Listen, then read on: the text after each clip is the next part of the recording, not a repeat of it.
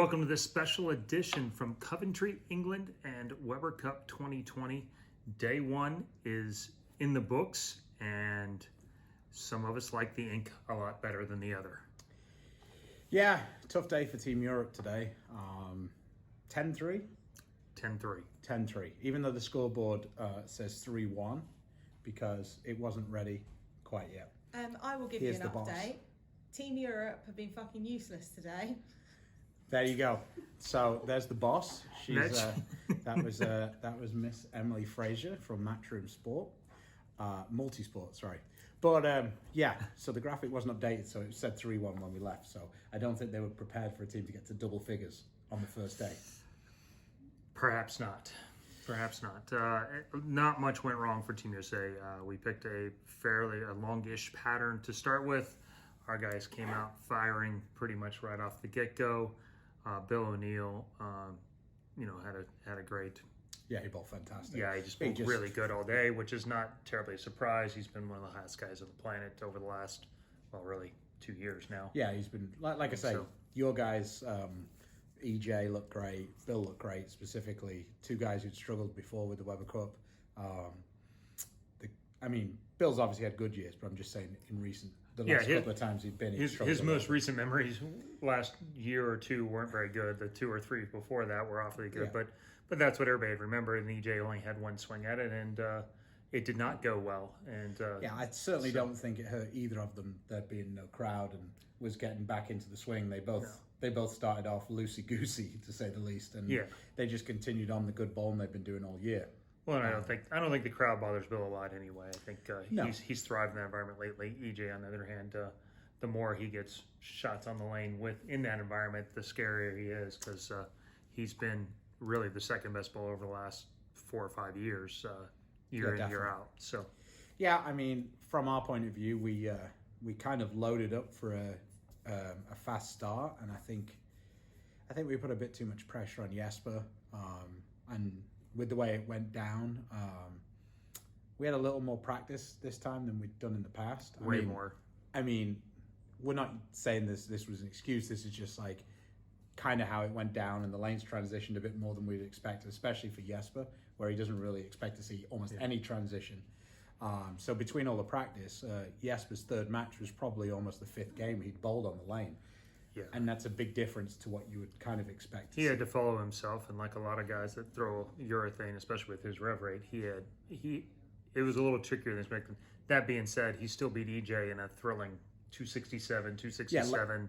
Later on, roll-off match. But, he did have to go through more than expected and left him, he still won 3 of the 3 points. He was involved in all of them. Yeah. And really the difference was Billy was really good.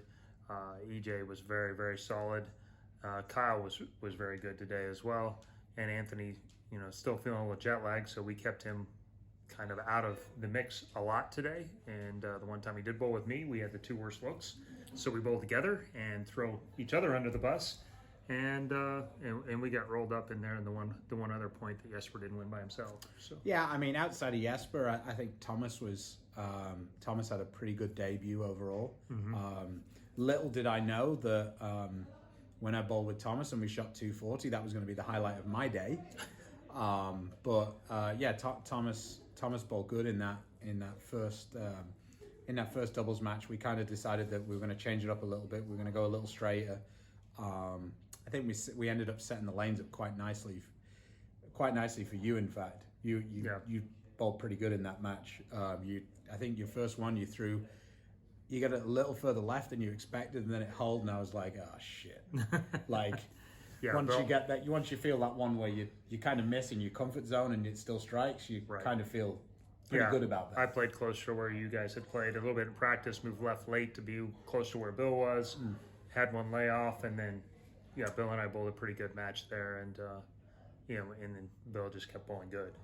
Yeah, I mean, I actually felt pretty good when we first started the practice. When I bowled my match against Bill, like Bill had a really bad look, and I actually had a really good look.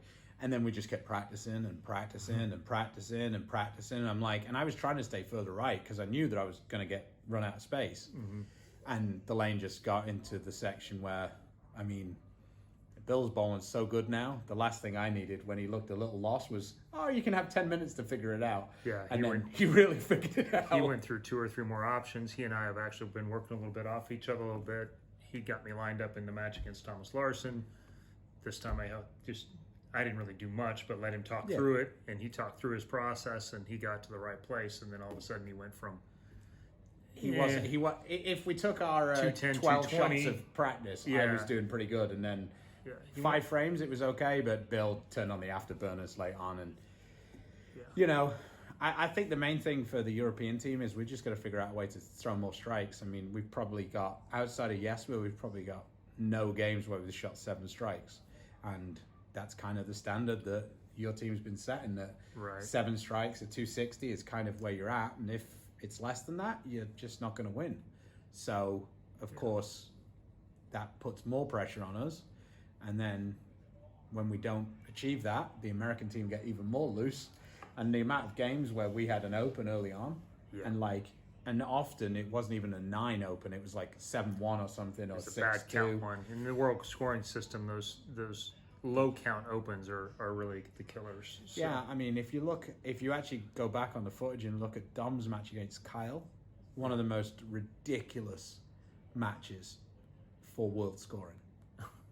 Kyle bowled so much better than Dom, had 2 bad frames, and then suddenly, if Dom had taken the count, he actually could have been in the lead. He could have been in the lead. And it's just, that's where it gets a little silly. Like, Jesper beat EJ traditionally, I understand, but traditionally, Jesper bowled a 240, like a He had 220. the front 6. No, So, no, that was the but- match against oh. the previous match when he lost against Bill. No, I was talking about Oh, the one yeah, where EJ got jobbed. EJ bowled a 240. He had like 4 in a row, spare, Oh, I gotcha, yeah. double or whatever, and spare in the 10th. Jesper had like double spare, strike spare, double or whatever, and then suddenly it's a tie, and it's like, that's How'd not we a get to tie. that? Like, so, I mean, I understand the reason why we use it. It's just really difficult, especially when you're bowling badly, to quite grasp the concept of it. And I think it's a really difficult format, actually, for traditional bowlers to bowl against 2-handers, because there's so much more reward for strikes, and there's so much less punishment for opens, that, and like, in general, 2-handers are generally like, to quote Bruce Arians, risk it for a biscuit. Risk it for a biscuit. And Yeah, we have a lot of rev rate on the squad. but I we have mean, 3, and then mean- Bill and I. yeah. But all I'm Sorry. saying is like Yeah. Bill's bowling incredible bowling all the so time. good, it and, doesn't and really matter. Like I say, So- you always bowl good in the Weber Cup. So Europe we have to find ways to throw more strikes. Like, and we've got to get our way from our head. When we're bowling bad, we're always looking for a way to control the pocket, and that's kind of irrelevant. We got to find a way to strike, and finding a way to control the pocket just means you die a different death. Like, you're almost better dying the death of Yeah, like, there's a lot of ring 10s tonight. Yeah. The approach you guys took, there were shots that looked like they were much better than the results were not. And when we got it going the right way, that it wasn't so much where we hit the pocket, it was getting it there, getting it to it in the right fashion, and then no matter where you hit, it was fine. Yeah, about the only person who actually struggled a little bit with carry, surprisingly, was actually Kyle. Mm-hmm. Like, late on in that match against Jesper, I mean, Yeah. it's kind of fun that Jesper won those 2 singles matches, but, I mean, EJ left a disgusting 9-pin. I mean, That was dirty. to be fair, He got a couple breaks earlier. it wasn't like so- the train wasn't, No. running pretty good that way, but that particular shot, it was like time slowed down and the ball it kind of stopped, freeze framed, and then continued past the 9-pin. It ran over the 8 and the 3-pin spun back, and as it spun back, it almost grazed the 9 on the way back. It was one of those that really slow motion melted through. But anyway, it's hard to complain because that made it turned a 7-0 into a 6-1. Yeah, I mean, and we were excited because we got one on the board. So, so tomorrow, Europe get to pick the pattern again because of the way it went down. I believe Europe were picking session 2 and 3, in America 1 and 4 the first 2 days. It was all to do with who had to get out of bed, principally. We're again going to have a 6-match session. We're taking out one singles match. So, you know, hopefully we can make a good guess. I mean, look, we won twice as many points tonight as we won in the first session. So if we can win twice as many points tomorrow, we will win a session. Woo! And it all starts there. We've seen bigger comebacks in this thing. So, Yeah, I went into the diary room, which is just behind us. Yeah. I didn't blubber like a little bitch, which was tempting, I must admit.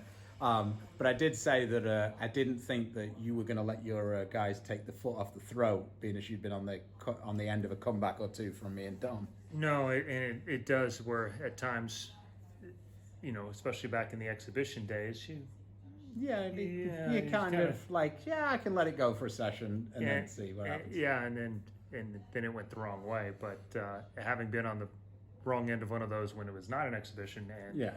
and we got beat pretty soundly in a 9-game marathon on a pattern, and we had a 5-point lead that was pretty secure, and Yeah. then lost in the last game. I mean, But, I just think that the Weber Cup lane, when you don't know what to do, is like one of the most lonely places on earth, because the pattern in general is usually it's fairly soft. So when you don't know what you're doing, the other team almost certainly does know what they're doing. So then, of course, you get more and more, and you can feel yourself getting hotter and hotter because you and you just press. I mean, everybody does. Yeah. We've seen it on both sides where you get it going. And we had one year where we had everybody started averaging 230 or 40 in traditional scoring, and then all of a sudden it turned into 240 and 260 yeah. because we were free. You're on a free swing, you're on a free roll, and then when it went the other way the one year, and you know, it went to a really short pattern, and I was really good on that stuff, but then Martin beat me to 270, 280, 270, and all of a sudden our guys all went. Yeah. And I mean, you did. You and the Martin. train was rolling then. you and Martin were on a different level to everybody else on that pattern. I think that you then beat Martin the next time. I think you and Martin actually ended up going 1-1, Right, but that was the but only you were both point. pretty high scoring. Yeah, we needed 2 points, and we Yeah. couldn't get a second point. You guys swept us everywhere else. So, yeah, a lot of momentum, and there's a ton left. I know it's 10-3, and it's that is a lot, but it's a race to 23, not 18 like it has been in years past, and so or 17 in a couple of those years. Yeah. And so a ton of, 4 sessions left to go, and USA side got to keep trying to win sessions and keeping them close at least, and obviously them on the other side, they'll probably have to take some chances and do something away from what's happened so far, whether it's pattern or strategy or and Oscar's turn that around. volunteering contact bowling again. That's a nice go-to for him. Emily actually said that if he did it, it's not like she could stop him. Oh, nice. It's nice she has her back. Okay. The only good thing for us is that, well, for you specifically, is you probably wouldn't be one of the guys he'd attack. Now we have a backup, and my backup might be a little better than me, so either one of them in the booth might be fine. I mean, EJ had put up a good fight, but I'm pretty sure Oscar could snap him. No, like a I twig. don't like. I think Kyle is probably the only one that wants any part of Oscar. And Kyle and Oscar have wrestled a couple of times. Yeah. It doesn't ever end well for anybody wrestling with Oscar. I don't think there's a win No. if those two actually go after it. It's just who loses more. Okay, well, I guess don't really that have was- a lot more. No. We'll come back to you tomorrow. Tomorrow evening, which will be tomorrow Yeah. afternoon, back at home, and let you know how day 2 at the 2020 Weber Cup went. Fingers crossed for the European crowd. We'll try and make it a little closer, I promise. And for that, Beef and Barnsey rolling out. Yep. Got to get some pizza. There you Living go. the high life. Support small businesses. Stay safe, stay healthy. God bless.